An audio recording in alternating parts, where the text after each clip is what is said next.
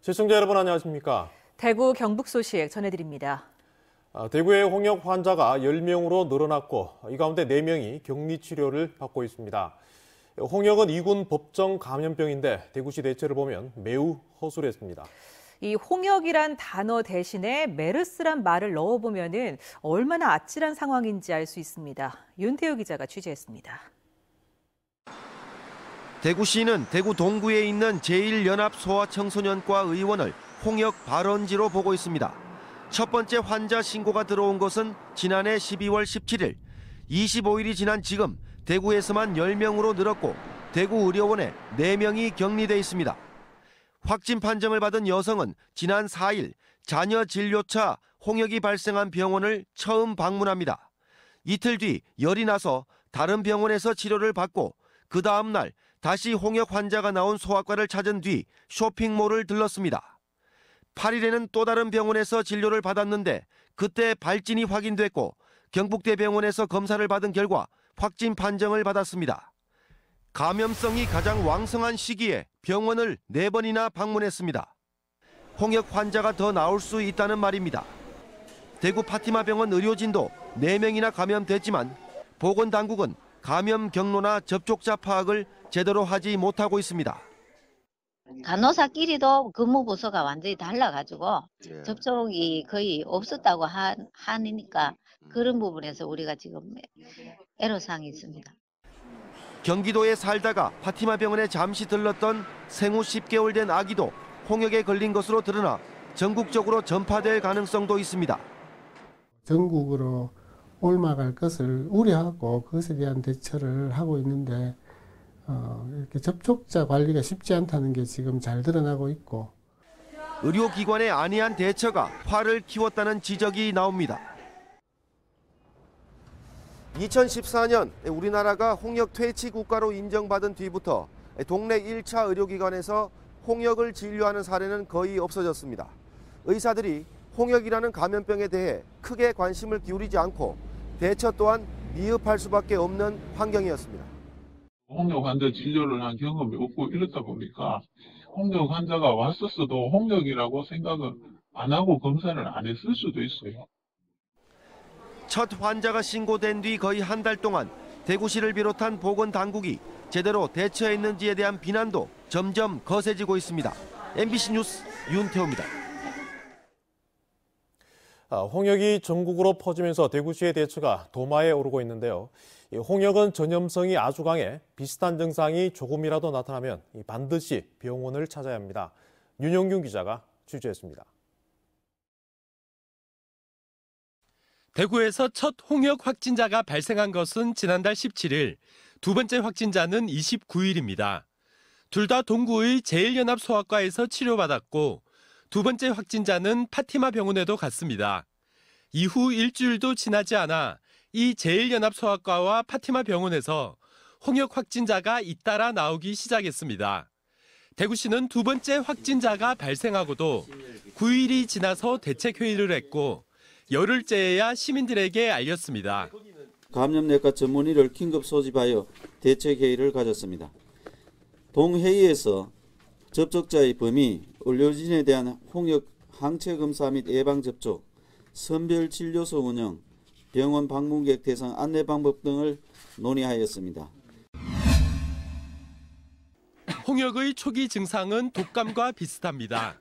이 때문에 홍역에 걸린 줄 모르고 병원을 찾았다가 홍역을 퍼뜨릴 수 있습니다. 문제는 이번처럼 의료진이 홍역에 걸리는 경우입니다. 20대에서 50대 초반까지는 홍역 예방접종을 한 번만 한 세대여서 항체가 없을 확률이 높습니다. 실제 의료진 4명이 홍역 바이러스에 감염된 파티마 병원은 전체 직원의 3분의 2 정도가 항체가 없는 것으로 조사됐습니다. 초기에 홍역 확진자가 집중됐던 대구 동구 제1연합소아과처럼 만 12개월까지는 홍역 예방접종을 하지 않아 확산의 매개체가 됐습니다. 왜 병원에서 생기냐? 아이들이 아프면 병원에 오니까 거기에 노출되는 사람 중에 감수성이 있는, 의학적으로 그렇게 표현하는데 옮을 수 있는 사람들이 많이 있으니까. 홍역 바이러스 잠복기는 7일에서 21일 사이로 발진이 나타나기 4일 전후에는 주변 사람들을 감염시킬 수 있습니다.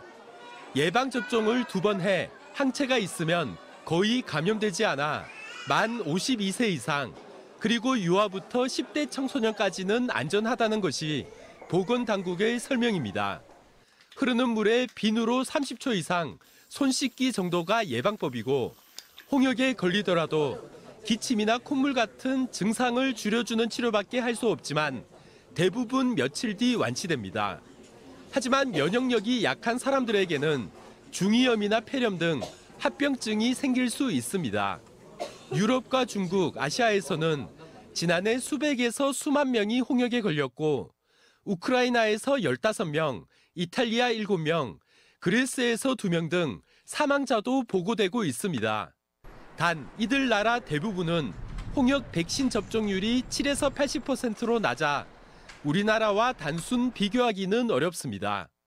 MBC 뉴스 윤용균입니다. 대구에서 신생아 12명이 추가로 호흡기 세포융합 바이러스 RSV에 감염됐습니다. 대구시는 지난달 달서구 한 산후조리원에서 발생한 RSV 환자가 12명 늘어 모두 33명이 확진 판정을 받았다고 밝혔습니다. 확진 판정이 난 신생아 가운데 18명은 입원 치료를 받고 있고 9명은 외래 진료, 나머지 6명은 퇴원했습니다. 예천군의회 일로 시끄러운 가운데 지방의회 의원이 왜 세금으로 해외 연수를 가느냐 하는 질문, 어떻게 보면 당연한 물음이 쏟아지고 있습니다.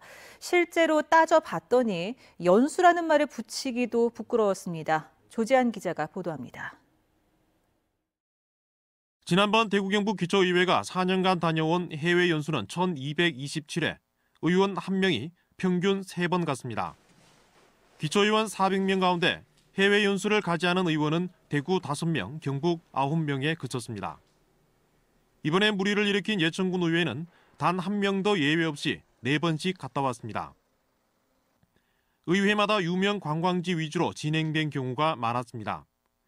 단체가 아닌 의원 개인이 연수 지역과 일정을 정하는 나홀로 연수도 상당수였습니다. 그러다 보니 방문 지역 의회나 행정기관 교류는 없어 의원 본인들도 미흡했음을 인정합니다. 제가 유럽을 한 번도 못 가봤어요. 네, 그래 유럽은 어떤가 싶고, 뭐 그런 차원에서 갔고. 그 지역에 있는 의회라든지 뭐 이런 행정기관 방문. 혼자 가니까 그거는 못하죠. 해외 연수 부실뿐 아니라 추태까지 드러나면서 개선 요구가 잇따르고 있습니다. 지역 특성에 맞춰 연수 목적을 세우고 꼭 봐야 할 사례를 찾아야 한다는 겁니다. 계획부터 보고서까지 아주 철저하게 심사할 수 있는 시스템을 만들자라는 겁니다. 거기에는 시민의 의견이 들어갈 수 있는 그런 시스템을 좀 장착을 해서 놀러 다니는 것으로 전락해버린 지방의원 해외 연수가 지방의원 자체를 없애자는 주장까지 부르면서 전면적인 손질이 불가피해졌습니다. MBC 뉴스 조지한입니다. 김태우 DGB 금융지주회장이 대구은행 은행장을 겸직하기로 했습니다. DGB 금융지주 자회사 최고 경영자 후보 추천위원회는 오늘 대구은행장 최종 후보로 김태우 지주회장을 추천하고 임기를 2020년 12월 31일까지로 정했습니다. 대구은행 이사회는 오는 15일 김태우 은행장 후보를 검증합니다. 예정대로라면 오는 3월 주주총회에서 김태우 지주회장이 은행장으로 선임돼 회장과 은행장을 겸직합니다. 여론조사 조작 혐의로 기소된 대구의 지방의원 5명에게 당선 무효형이 선고됐습니다. 공천을 바라고 민주주의의 기반인 여론 형성에 개입했기 때문이라고 재판부는 밝혔습니다. 한태영 기자가 보도합니다. 지방선거를 앞두고 열린 자유한국당 대구시장 경선에서 여론조사 조작 혐의가 드러났습니다. 이재만 전 최고위원 측에서 출마 예정자들과 아르바이트생들을 동원해 조직적으로 여론조사에 개입한 겁니다. 이 전 최고위원은 구속 상태에서 재판을 받고 있습니다. 불구속 기소된 서호영, 김병태 대구시 의원과 김태겸, 황정옥 동구의원, 신경희 북구의원 등 모두 5명에게 1심 선고가 내려졌습니다. 당선 무효형인 벌금 100만 원, 형이 확정되면 당선이 무효로 처리됩니다. 이들은 유선전화 10대에서 20대씩 설치해 착신 전환한 뒤 여론조사에 중복 응답한 혐의를 받고 있습니다.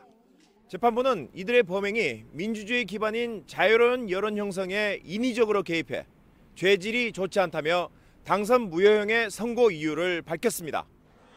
자신들이 공천받는 것에 유리할 것이라는 생각에 범행에 가담했고 이를 바탕으로 공천받아 당선됐기 때문이라고 덧붙였습니다. 그때는 참 이게 크게 위법인지도 모르고 그런 상황이었고 그런데 하여튼 너무 죄송스럽고 송구합니다. 송구하고. 이들 외에 대구시장 경선 때 아르바이트생들이 책임당원을 직접 찾아가 모바일 투표를 도와주도록 하고 인건비를 제공한 혐의로 기소된 이주용 동구의원은 벌금 400만 원을 구형받고 오는 30일 선고를 앞두고 있습니다. MBC 뉴스 한태현입니다. 잘못된 도로 구조 탓에 대형 사고가 끊이지 않는 도로 소식 그저께 전해드렸습니다. 비슷한 사고가 이어졌지만 땜질식 처방만 하다가 이제서야 관계기관이 대책을 세우기로 했습니다. 박재영 기자가 취재했습니다. 무서운 속도로 공장 건물을 들이받는 16톤 레미콘 차량. 급격한 경사와 커브 탓에 속도를 이기지 못한 것으로 보입니다. 충돌이 일어나기 불과 5분 전까지 이곳 건물 안에는 공장 관계자들이 있었습니다. 자칫 대형 인명 피해로 이어질 뻔했습니다. 화물차는 여기 안 다니도록 하고 그다음에 도로는 확창을 해야 된다고. 이 도로 1km 구간을 따라가 보면 급커브길이 많습니다. 특히 심한 곳은 4곳입니다. 내리막길 급경사까지 더해져서 운전자들에게 이곳은 위험, 공포 그 자체입니다. 일로 잘 안 다녔어요. 일로 안 다닌 이유는 뭐 때문에? 그 브레이크 때문에 차가 노류가 되면서 브레이크가 조금 이렇게 위험한 것 같아가지고. 그동안 관계 기관들은 도로의 구조적인 문제를 해결하기보다 시설물 보강에만 급급했습니다.